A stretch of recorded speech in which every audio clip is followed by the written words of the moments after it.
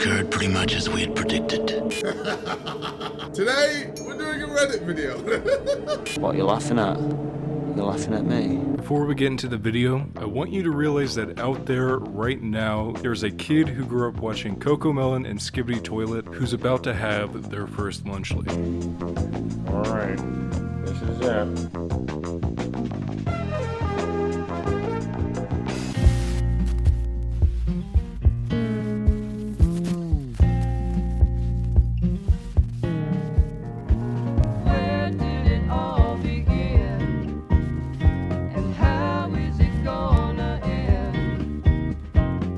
I know I shan't find an answer at the bottom of you, but drink on, dear boy, drink on. So for the past week, everyone has been talking about the Lunchly situation, okay? The Lunchly situation is crazy, the Lunchly situation is insane, stuff like that.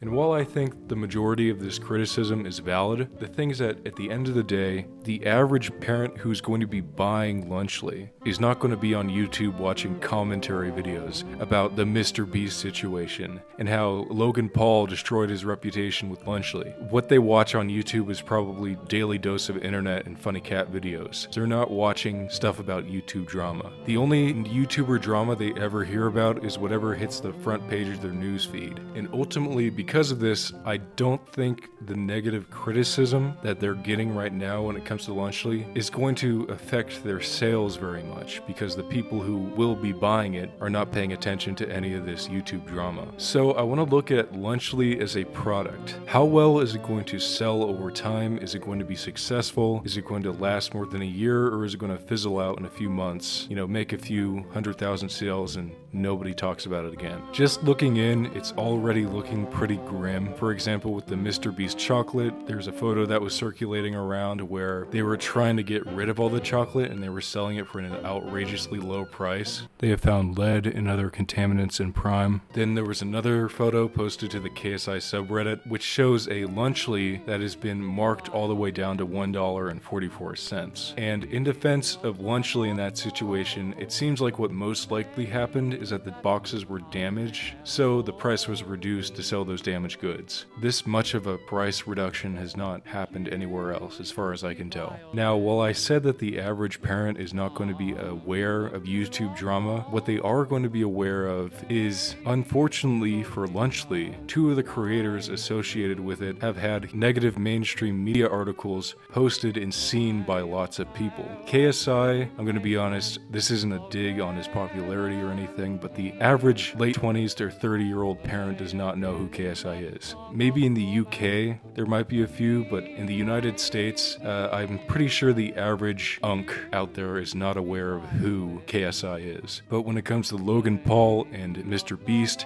they are huge names. I think those two and PewDiePie are probably the three YouTubers that the average person who never even really focused on the big creators of YouTube could name off the top of their head. Now with Logan Paul, there's obviously the Forest incident that happened a few years ago. Now while I wouldn't really call it holding a grudge, if all you've ever heard about someone is that they disrespected a dead body, even if it happened years ago, the average person who is not invested in their content will see that and be like, yeah, you know what, I don't really trust him after that. Even though it happened years ago and it's like celebrity news. If that's your first and only impression on someone, they're not going to hold you in high esteem, and they're not interested in seeing that person redeem themselves because they're not interested in anything they create. Then when it comes to mrbeast, for the longest time, mrbeast was a very well-respected YouTuber. Everyone knew him as the greatest of all time. Everyone and their mom knew who mrbeast was. They respected him or liked him to a degree. They thought he did a lot of good charity work,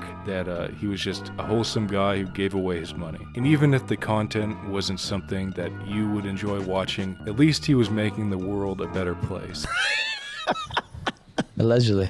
Allegedly. That was until a few months ago when the Chris Tyson situation shot off. Now, for the average commentary YouTube drama head, the Chris Tyson situation is ancient news. Nobody wants to hear about that anymore. And the average MrBeast fan could defend that by saying, oh, well, it wasn't MrBeast himself, it was just his friend. But for the average boomer, all they've heard is that a YouTube employee who was very high up in the company was a pedophile.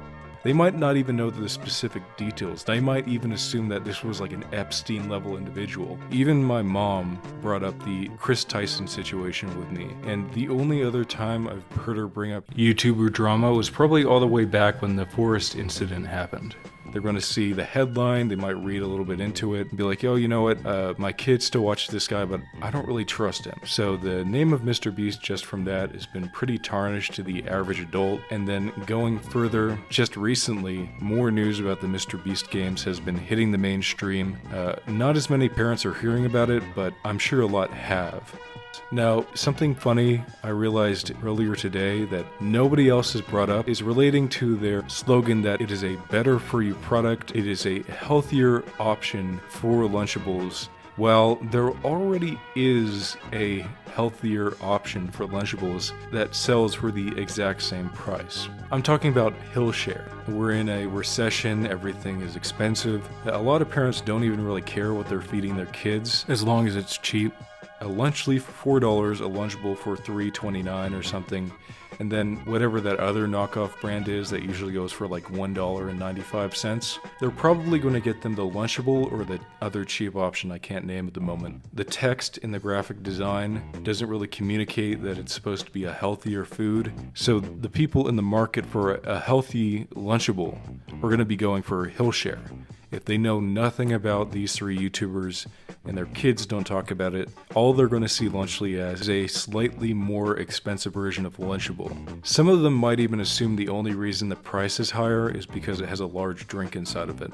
That being said, so far I've been talking from the perspective of a new customer, somebody who didn't have any prior knowledge of who any of these three YouTubers are, and are going to be seeing it for the first time and judging it based on how it looks. It's clear that their main customer base is going to be their millions of built-in fans, telling their parents to go grab them a Lunchly, or telling their friends about it, sharing it around. And with how many fans they have at the moment, it's clear that Lunchly is not going to fail immediately. They have a pre-built-in customer base who will buy really anything they put out. So these three are definitely going to be getting a return on their money when it comes to Lunchly. What I'm not so sure about is that the brand will last, or even replace Lunchable. And it's 100% possible that that's not their goal. Maybe they don't want a long-term investment and they only want easy money for a few years before they take the product off shelves. So in conclusion, Lunchly is definitely not going to flop completely, at least not immediately. I'd say 4 or 5 years max. There's a lot of factors that could kneecap them and cause the company to go downhill before then. For example, MrBeast might even get arrested for something, and that would be horrible PR for a brand or anything else MrBeast is associated with, but we'll just have to wait and see. But what's even more disappointing than Lunchly is the fact that many of you are not subscribed to the Mr. Epic on YouTube. No pressure. May not know